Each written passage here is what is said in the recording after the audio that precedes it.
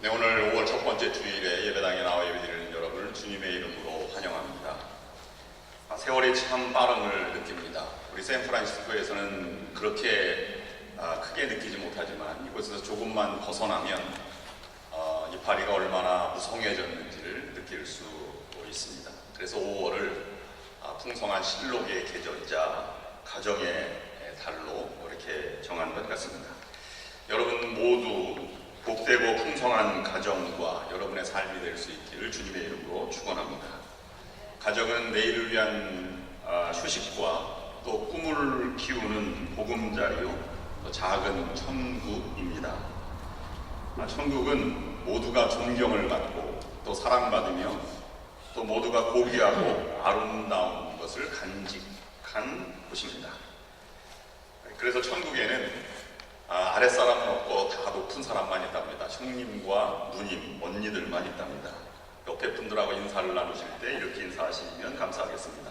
당신은 하나님이 보내주신 천사입니다. 형님, 언니, 누님 이렇게 인사를 나누시면 다시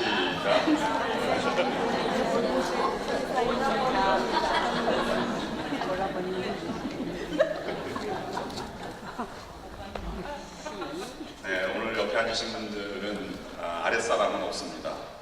온전히 형님과 누님, 언니들만 연합 생각하시고 존경하시며 살아가신 여러분들이 되시기를 바랍니다. 아멘. 지난 날을 돌아보면 예상보다 뛰어넘는 아주 벅찬 감격의 순간들이 있습니다. 여러분의 인생에서는 어떤 순간들이 그렇게 감격적으로 다가왔습니까? 아마 대부분은 가정에서 또는 일평생 가장 힘들었지만 노력했던 것을 이루었을 때였을 것입니다. 결혼을 해서 아이가 처음 태어난 날, 또는 10년의 공부를 결정짓는 대학교 합격의 날, 또는 인생을 좌우할 이민 비행기에 처음 탑승했던 순간들, 아마 등등이 감격의 순간이 아니었을까 생각해 봅니다. 그때를 기억하며 지금 아름다웠던 시간들을 생각하며 우리는 종종 이렇게 말합니다. 내가 그때 꿈꾸는 것 같았도다.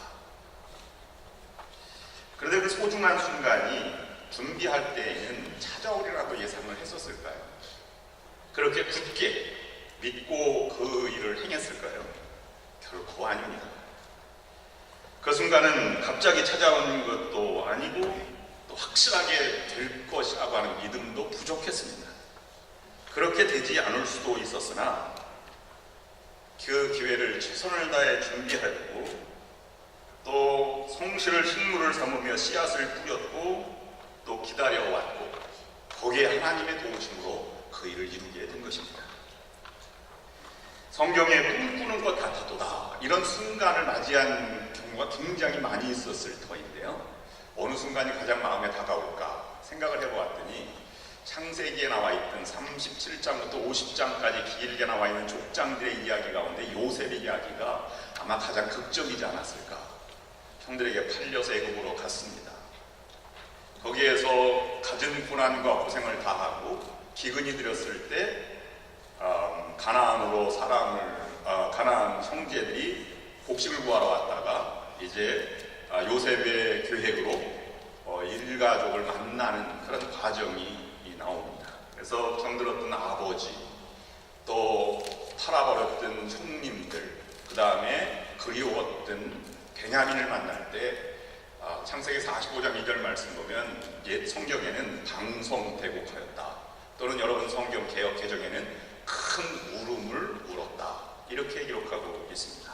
5절 말씀에는 형님들 나를 팔았으므로 두려워하지 마소서 하나님이 형님들보다 저를 먼저 이곳에 보내서 이 날을 준비하도록 하였습니다. 이렇게 말하면서 이 눈물을 흘리는 장면이 있습니다. 요셉은 주어진 환경이 척박하였지만 최선을 다해 성실을 믿음을 지켰고 하나님을 의지하는 신실한 삶을 살았습니다. 어려운 현실에도 씨앗을 뿌리며 살아오게 된 것입니다. 오늘 70년 만에 바벨론 포로에서 고향 땅으로 돌아오는 장면을 묘사하고 있는 시편 116편을 우리가 함께 읽었습니다. 신앙생활 하시면 대부분이 다 암송하시는 눈물 눈물을 흘리며 씨를 뿌리는 자는 기쁨으로 거두리로다. 울며 씨를 뿌리러 나아가는 자는 정령 기쁨으로 그 단을 가지고 돌아오리로다. 이 말씀 우리가 귀에 익숙합니다. 아마 괴롭고 힘들어도 그것을 참고 이겨내며 이 포로 귀환의 감격, 고향 땅을 밟는 감격을 노래했을 것이라고 우리가 짐작을 합니다. 몇 가지 생각해 보았습니다. 달라스 웨슬리언 합감유교회를 목회하신 이진 목사님이 이것을 풀이하면서 질문을 하셨는데요. 왜 농부가 씨앗을 뿌릴 때 기쁨으로 수확을 거두는 것을 상상하며 기쁨으로 씨앗을 뿌리지 눈물을 흘리며 씨앗을 뿌리는 농부가 있습니까? 또 울며 씨앗을 뿌리러 나가는 사람이 세상에 있을까요? 라고 질문을 던졌습니다. 여러분, 이 구절은 간단히 다가오는 구절이 결코 아닙니다. 농사를 지어본 분이라면 쉽게 이해할 수가 있습니다. 오히려 씨앗을 뿌리러 갈 때는 희망을 가지고 땀을 흘리며 씨를 뿌리는 자는 기쁨으로 단을 거둔다. 이렇게 번역하여 옳지 않겠습니까? 씨를 뿌리는데 땀도 아니고 왜 눈물을 흘릴까를 묵상해 봅니다. 씨를 뿌리는 일이 아주 슬픈 일이라면 눈물을 흘릴 수 있겠지만 일반적으로 씨를 뿌리는 일은 슬픈 일이 아닙니다. 기쁜 일이지. 그리고 가을에 그 씨앗을 통해서 30배, 60배, 100배의 결실을 기대하고 또 그것을 추수하게 됩니다. 그런데 왜 울며 씨앗을 뿌릴까 하는 것입니다. 미래의 희망을 위해서 씨앗을 뿌리는데 말입니다. 이스라엘의 환경과 지형을 다시 한번 묵상하며 이것을 영적으로 새롭게 적용해 보려고 합니다.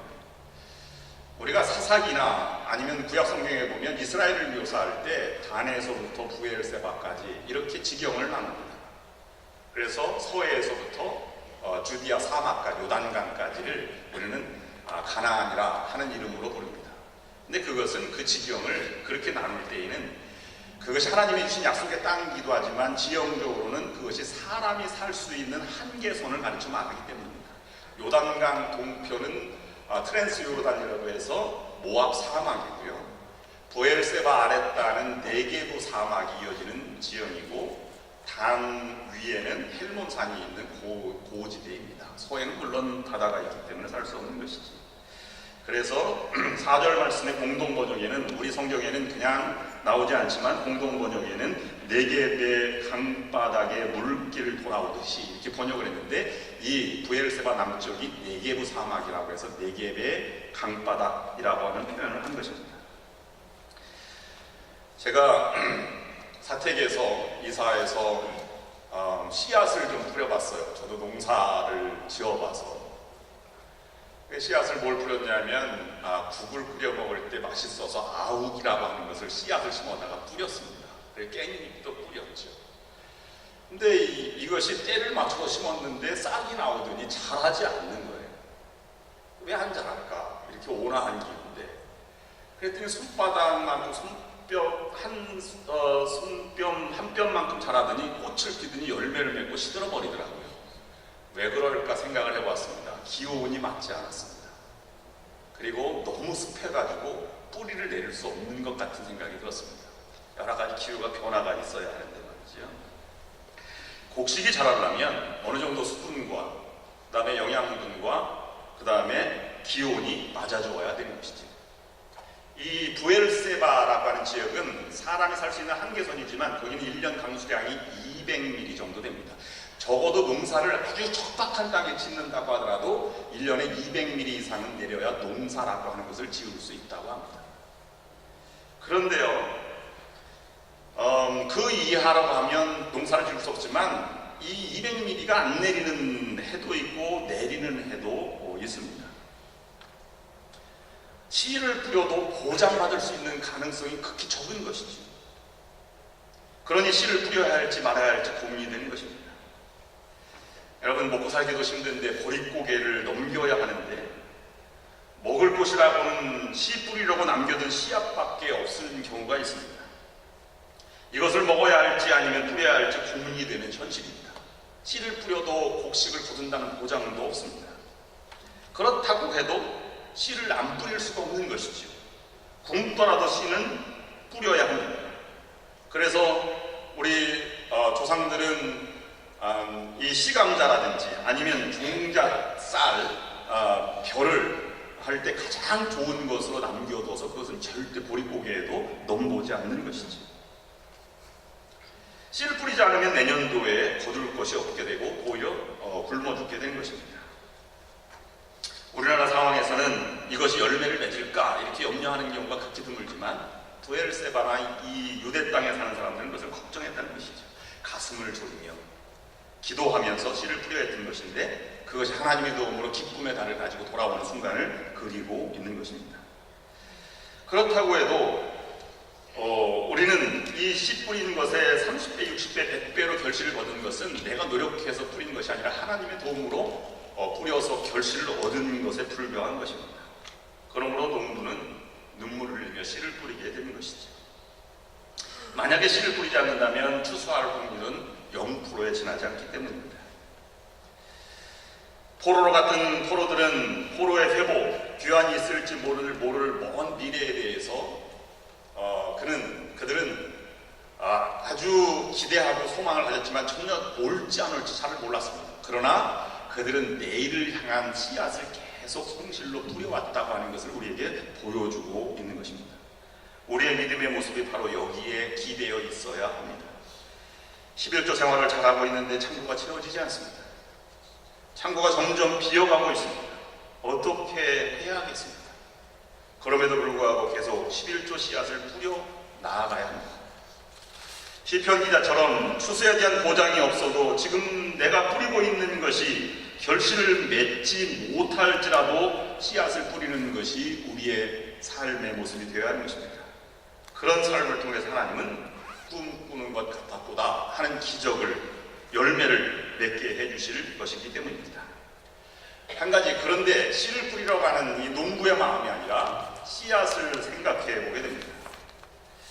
종잣표 아닌 시감자는 어떤 것을 남기냐면 가장 아름다운 것을 남기고 가장 튼튼한 것을 남기는 것이지요. 부실한 것을 씨앗으로 남기는 농부는 세상에 존재하지 않습니다. 강원도 어느 산골에, 깊은 산골에 너무 먹을 것이 없어서 농부가 굶어 죽었답니다. 근데 그가 베개를 베고 있던 것을 열어보니까 거기에 옥수수 알이 가득 담겨져 있다고 하였습니다. 그 옥수수는 종잣 씨앗이었습니다. 바로 씨앗은 생명입니다. 그 다음에 온 식구가 굶어 죽을 것을 대비해서 죽지 않기 위해 굶어 죽을 만큼 씨앗을 남겨놓고 있는 것이 농부의 마음이죠. 오늘 우리는 제일 좋은 것을 골라서 씨앗을 뿌리는 마음으로 먼 미래에 막연한 희망이 아닌 내일을 준비하는 하루하루를 살아가는 믿음의 씨앗과 성실과 우리가 거룩한 씨앗을 뿌려나가는 것이 가장 꿈꾸는 것 같았도다 하는 결실과 열매를 맺게 하는 그런 기회가 될 수 있다고 하는 것입니다. 가정이 왜 작은 천국이냐 하면 잘하고 또 큰 귀한 열매를 맺고 성공해야 위로를 받고 칭찬을 받고 그러는 것이 가정이 아닙니다.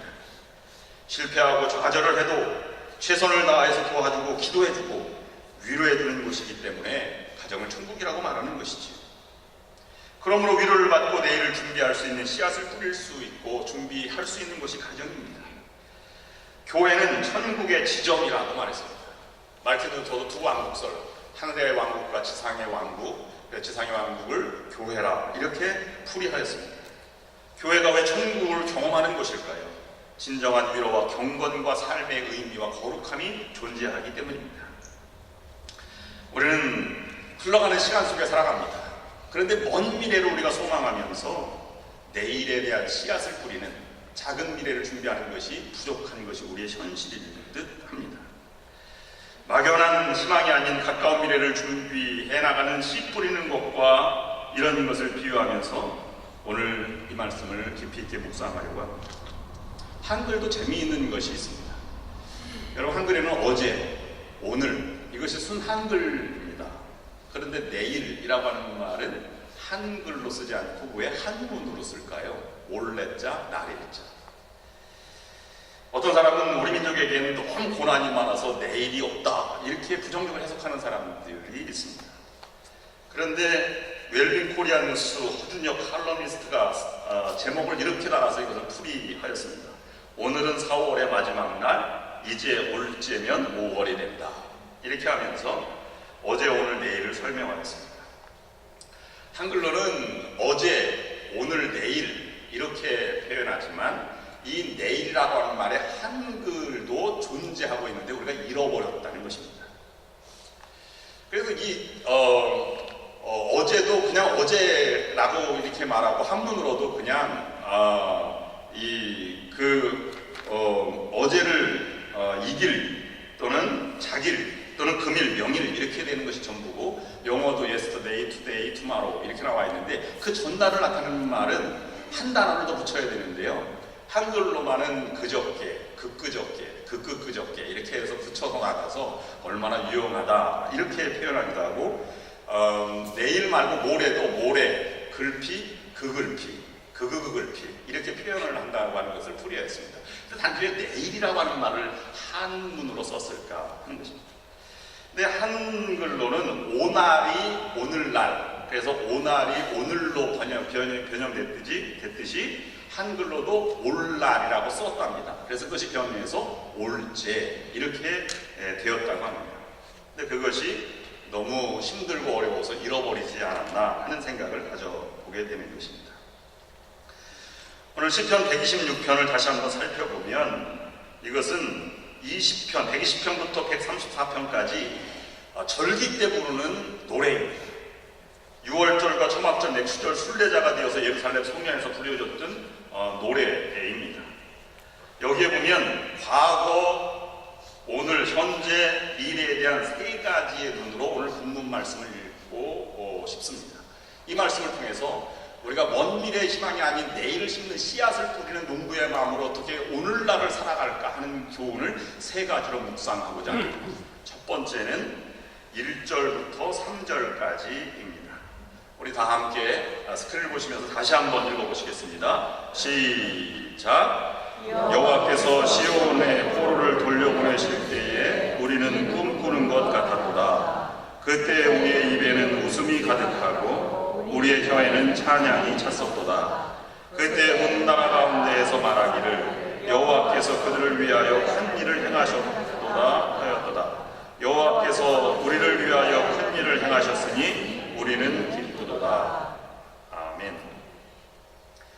이것은 과거를 생각하며 은혜의 감격과 기쁨을 노래한 시입니다. 아마 이것이 쓰여질 때는 BC 538년경 1차 포로가 귀환될 때 쓰여졌을 것이라 이렇게 주석을 달고 있습니다. 약속대로 하나님은 포로들을 돌려보내셨습니다. 또 오늘 본문 말씀에는 꿈꾸는 것 같았도다 하는 것에 두 가지 특징을 말하고 있습니다. 첫 번째는 입에는 웃음이 가득했고 혀에는 찬양이 찼었도다. 웃음과 찬양이 입에서 떠나지 않았다고 하는 것입니다. 종노릇하며 온갖 고생을 당했던 사람들이 오늘 갑자기 고향 땅에 돌아오게 되었습니다. 이 생각으로는 불가능한 것 같은데 그들이 하나님의 도움으로 돌아오게 된 것이 너무 감격적이었습니다. 그래서 찬양과 기쁨을 노래하고 있는 것입니다. 저 외할아버지가 사할린으로 강제징용을 갔다가 오셨습니다. 어릴 때 외할아버지 집에 가면 이렇게 말했습니다. 지금이 아무리 힘들고 어려워도 내가 징용 갔다 왔을 때 그때 집안이 형편이 어려웠어도 그 감격은 이루 말할 수 없다. 이렇게 늘 말씀을 하셨습니다. 말로 표현할 수 없는 것이죠. 우리 과거에 기뻐서 웃었던 적이 언제였던가 여러분 생각해 보시기 바랍니다. 과거에 너무 좋아서 입술에 찬양이 끊이지 않았던 적이 언제였던가 돌아봅니다. 오늘 우리의 모습은 혹시 웃음이 떨어지진 않았는지, 얼굴에 기쁨이 사라진 채 너무 경직되어 있지는 않는지 돌아보아야 할 것입니다. 입술의 찬양은 사라진 채 불평과 비난이 가득 차 있지는 않는지 돌아보아야 할 것입니다. 여러분 과거를 돌아보십시오. 우리에게 웃음을 주었던 시절을 기억해 보시기 바랍니다. 그리고 우리 입술에 찬양이 떠나지 않았던 그 시절을 돌아보십시오. 그 감격이 돌아오고 있는 것입니다. 그 감격을 위해서 씨앗을 뿌려나가는 것입니다. 두 번째는 현재를 돌아보며 우리 시편은 노래하고 있습니다. 4절 말씀입니다. 다 함께 시작. 여호와여 우리의 불을 난방의 새들같이 조려주옵소서. 참담한 현실을 직시하면서 노래하고 있는 것입니다.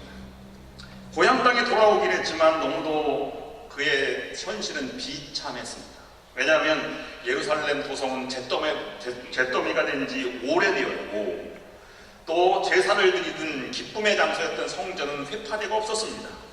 더군다나 그곳에 남아있던 사람들은 그 모든 것을 다 잃어버리고 우상을 섬기며 새로 돌아오는 신앙의 그룹들을 배척해 나가기 시작했습니다.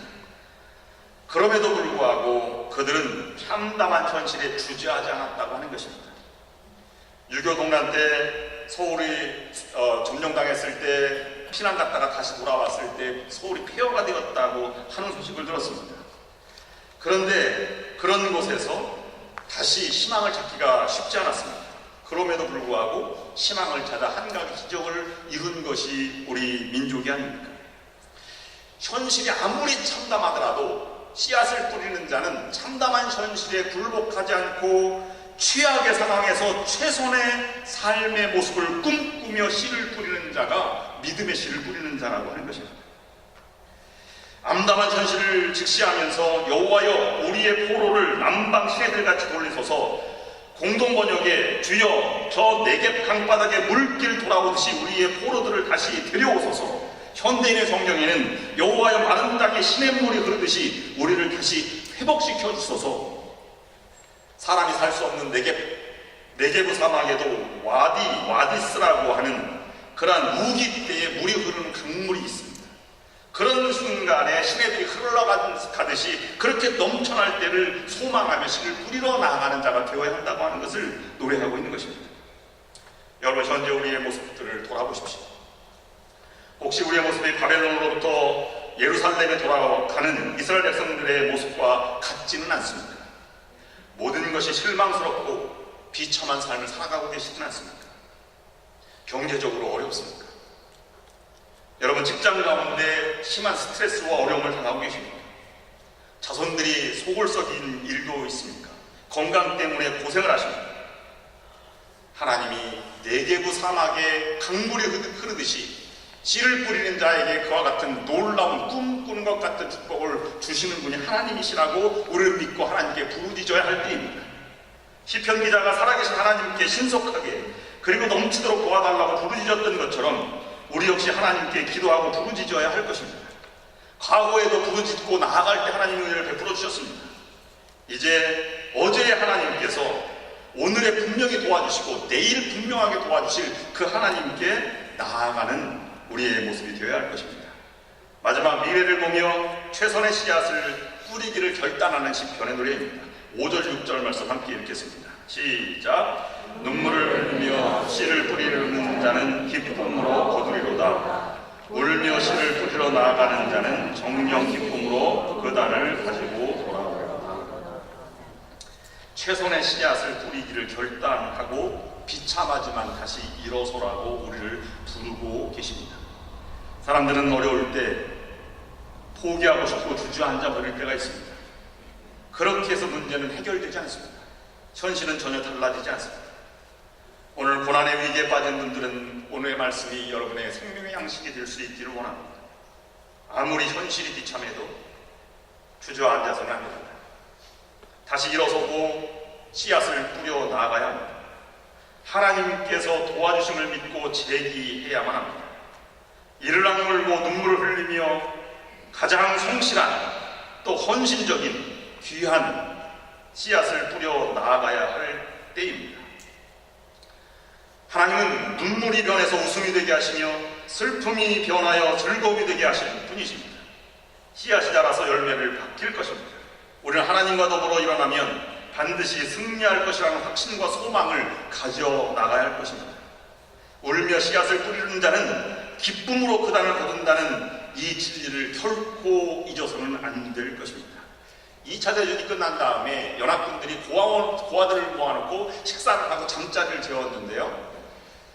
잠자리에 잘 들어서 고아들이 잠을 자지 않는 것을 발견하였습니다. 그래서 왜 그럴까 이렇게 생각하다가 그 원인을 밝혀내었습니다. 고아들은 내일 일어나면 무엇을 먹지? 우리는 어떻게 해야 되지? 라고 하는 공포와 두려움에 휩싸인 걸 알았습니다. 그래서 연합군 지도부에서는 고아들에게 빵을 하나씩 주면서 내일 오늘 절대 먹지 말고 내일 먹을 빵이다 라고 생각했더니 아이들이 빵을 안고 잠을 잘 잤다고 하는 것입니다. 우리는 이 믿음과 진실과 성실과 정의가 승리한다는 확신을 믿고 나아가는 것이 진정으로 중요한 것입니다. 예수 그리스도의 보혈을 통해서 우리가 구원의 기쁨을 누리게 하였습니다. 구원의 기쁨과 감격뿐만 아니라 우리의 삶에 풍족한 삶의 감격도 허락해 주실 것입니다. 여러분, 슬픔이 변하여 기쁨의 찬양이 되게 하시는 하나님을 믿으시길 바랍니다. 그것은 천실로 우리에게 다가올 것입니다. 그러므로 오늘 우리는 눈물을 흘리며 부지런하게 씨앗을 뿌릴 때 그 기쁨의 열매를 거둘 수 있다는 사실을 믿고 나아가야 할 것입니다. 여러분들도 그런 설레는 마음으로 소망을 품고 내일을 준비하며 큰 그런 꿈꾸는 일을 이루어 가신 여러분들이 될 수 있기를 주님의 이름으로 축원합니다. 기도하시겠습니다. 하나님 아버지, 우리를 과거의 감격의 순간으로 돌보아 주신 것을 감사드립니다. 오늘의 현실을 보고 절망하지 않게 하여 주시고 먼 미래의 막연한 장밋빛 희망만을 가지고 살아가지 않도록 인도하여 주시옵소서. 내일을 향한 씨앗을 성실히 진실되게 믿음의 씨앗을 뿌려나가는 저희들이 될 수 있게 하셔서 하나님의 때에 하나님이 베푸시는 은혜의 기적을 체험하는 저희들이 될 수 있도록 축복하여 주시옵소서. 예수 그리스도의 이름으로 간절히 기도하옵나이다. 아멘.